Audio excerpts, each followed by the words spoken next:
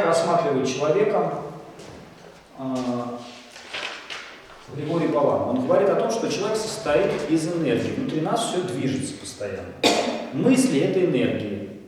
Так? Тело наше тоже энергийно, оно постоянно пребывает в каком-то процессе движения. Чувства наши тоже энергийны.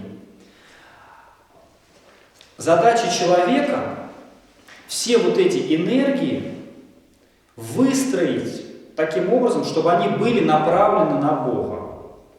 Чтобы мысль была направлена на Бога, чувство было направлено на Бога, и даже тело было направлено на Бога. Вот сейчас мы как раз раскладываем с вами вот эти вот схемы более подробно.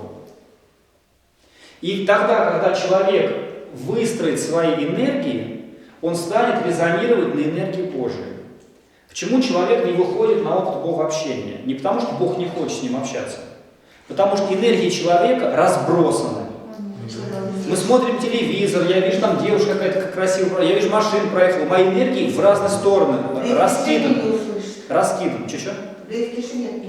А в тишине у меня обрывки песен, фраз, мыслей, там крыша потекла, там ребенок что-то и так далее, и так далее. Вот Палама, вот почему называется это движение исихазм? Что такое исихия? Безмолвие. Задача человека сделать так, чтобы внутри все замолчало. Только это безмолвие, слушайте, это нужно особенно объяснять, это динамическое безмолвие. Это не когда я ленюсь, ничего не делаю, а это за счет активного делания я прихожу в итоге к этому состоянию исихии, безмолвия. И вот когда в человеке, когда человек достигает состояния безмолвия, тогда он удивительным для себя образом начинает резонировать на Божию тишину. Помните, у вас был Ветхий Завет? Помните случай, который произошел с Илией? Когда помните с Илией? Илия устал от того, что нет никого верного Богу. Цари поклоняются идолам. Народ поклоняется Ваалам. И там описано в книге Царств такой момент, что Илия молится Богу и говорит: Господи, я устал, забери меня отсюда. Тогда Бог ему говорит: иди, встань в расщелину скалы. Помните этот момент? Нет? Это, знаете, это вот момент, наверное, настолько же ключевой, как явление Моисея при Купине, при горящем кусте. Такие вот базовые ключевые моменты Ветхого Завета. Бог говорит Илии: иди в расщелину скалы.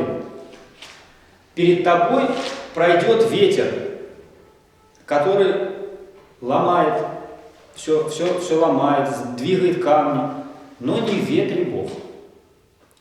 Потом ты увидишь землетрясение, которое все сметает, но не в землетрясении Господь.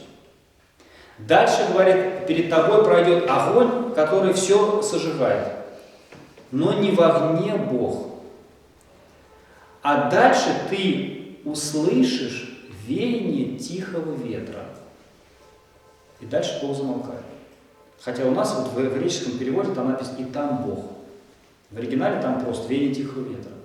Вот исихазм учит о том, что человек должен выстроить свои энергии таким образом, достичь вот этого безмолвия, чтобы резонировать на это веяние тихого ветра Божие. Потому что Бог не орет.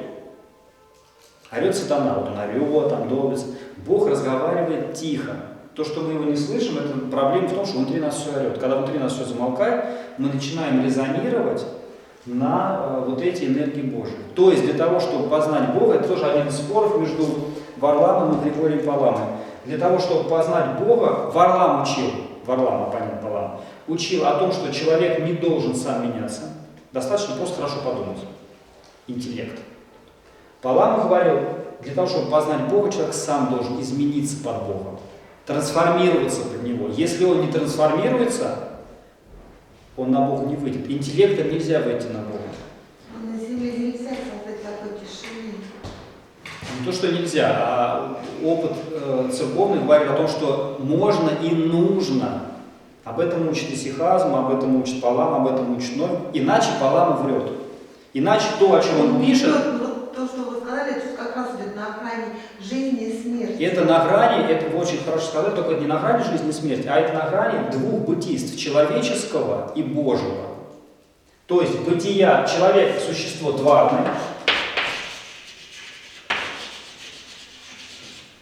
а Бог тварно сотворенный, да? А Бог не тварный.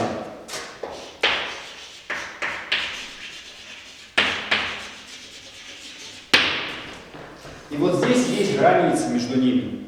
Но суета-сует не даст перейти эту границу. Симеон Новый Богослов сказал, что это ересь ереси.